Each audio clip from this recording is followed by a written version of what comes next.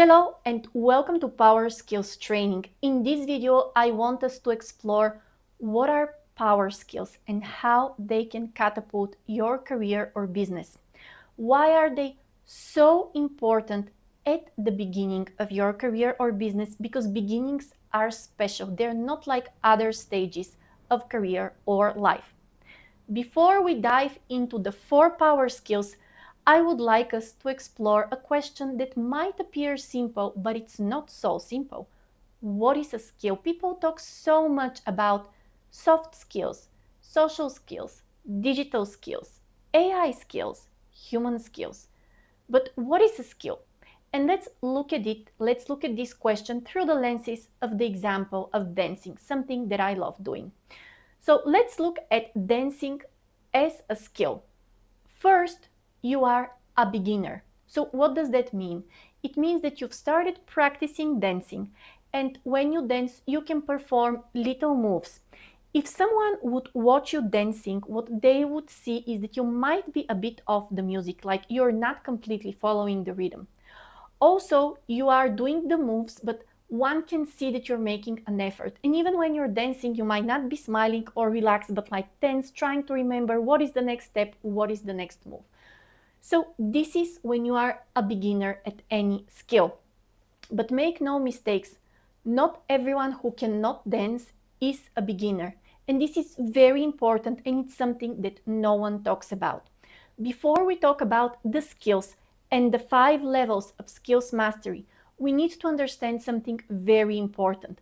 You are either in the field of that skill already or you are outside of it. Now, let's look at this through the example of dancing. There are billions of people on this planet. Are they all beginner dancers? No. Those who are beginner dancers are those who are aware of their desire and intention to learn how to dance. And they have already enrolled in dance classes, go to YouTube or any kind of app, and they have actively started practicing. So before we talk even about being at the beginner level for any skills, you must enter the field of this skill. You must understand it and feel the intrinsic motivation and importance to develop that skill. It can be for pleasure, for fun, or because it's going to significantly improve your career and life. So going back to the 5 skill level, the first one, it's beginner. When things are difficult, when you're not seeing results, but you're actively practicing and you've already made up your mind that you want to master this skill. It could be a language, it could be coding, it could be dancing, it could be discipline or one of the power skills. After the beginner level, we have the intermediate level. Now, intermediate level is when you have some compound effect of practice and you already can do something within that skill. So if we look at example of dancing, now you can perform some move and your face is more relaxed and you might be even on the beat of the music. You're intermediate, but that doesn't mean that you have mastered the skill. It means that with compound effects, you're seeing the first results, which are still much less than other levels. You're still doing most things wrong, but some of the things you're doing right. Now, something that a lot of people miss is that within the intermediate level, you also have some knowledge about the skill.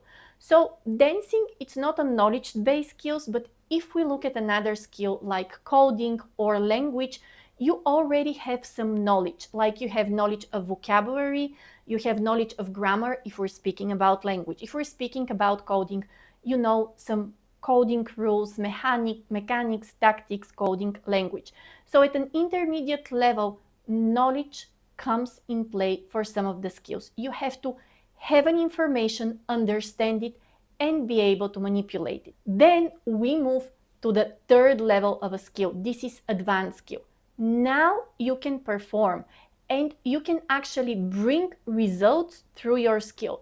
So if we talk about dancing, you can perform a 1 or 2 minute choreography where you're smiling, you're not off the music, and you just gracefully perform the moves. It's not that you're thinking about the moves, they're already automatic. Muscle memory kicks in And when someone observes you dancing, what they see is they see flow and you're even enjoying it. The next level, the fourth level, is expert. Now you're rarely making mistakes. You have mastered most of the components of the skills and you make mistakes, but that's rare.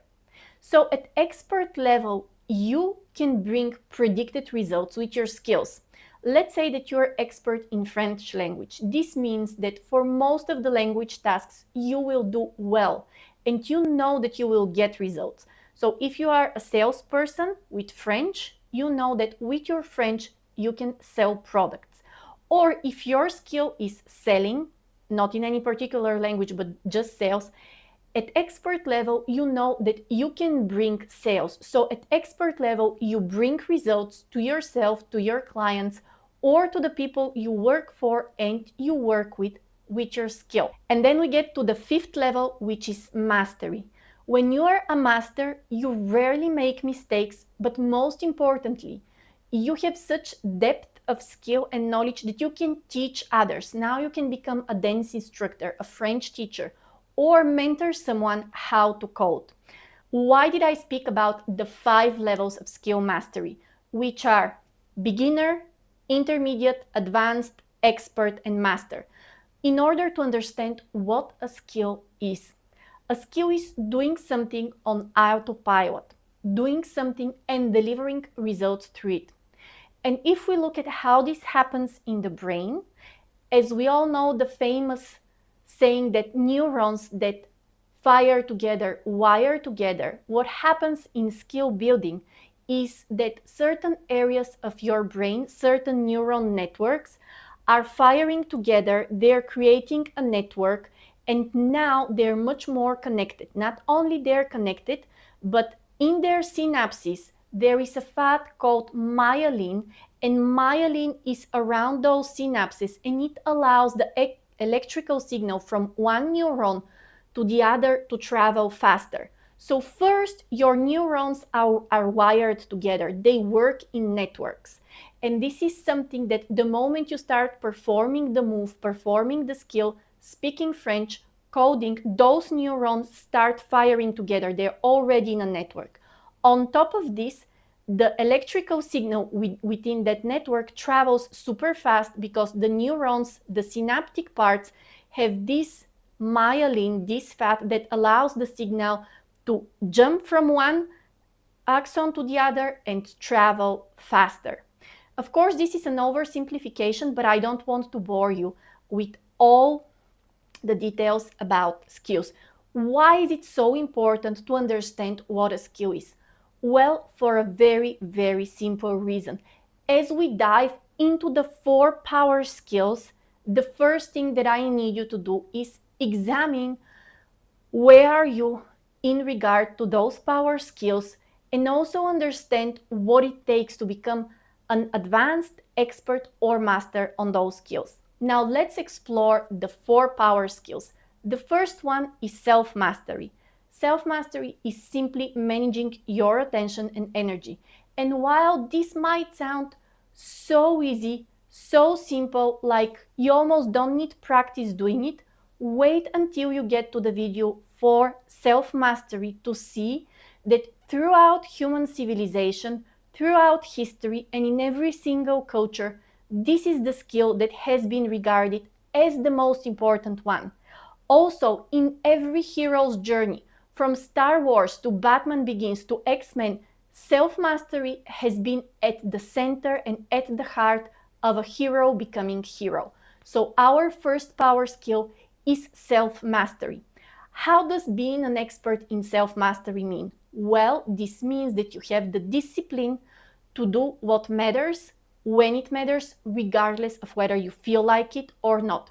Sounds simple? Trust me, 98% of the people cannot do this. First power skill, self-mastery. Mastering your energy and attention, meaning that when you want to watch Netflix, instead of watching Netflix, you're reading a very hard text on biohacking, on longevity, and you are becoming an expert in your field. Second power skill. The second power skill is thinking. Again, it sounds like we all think and we can all think, but there is a huge difference between just having thoughts and thinking. And when we speak about thinking, there's several aspects of the thinking skill. The first aspect of the thinking skill is creating your reality with your thoughts. How you see yourself, what beliefs you hold about yourself and the world, shape your electromagnetic field, shape your brain, your actions, and how others see you. Being able to consciously manage your self-image and your beliefs and transform them is a skill. The second aspect of the thinking skill is critical thinking skill, evaluating outside environment so that you make successful decisions. And this is so important. In the critical thinking skill video, I will tell you how a young girl from my country lost her life because she jumped off a train, and this was a critical thinking failure. The next aspect of thinking, self-image, critical thinking, and then the next one is creativity, your ability to innovate and to have novel ideas which change the world, super important for entrepreneur. The third power skill is emotional regulation. Being able to be aware of your emotions, name them, manage them, and ultimately get yourself into a state of bliss where you can be truly productive. Emotional management has been also called emotional regulation, emotional intelligence.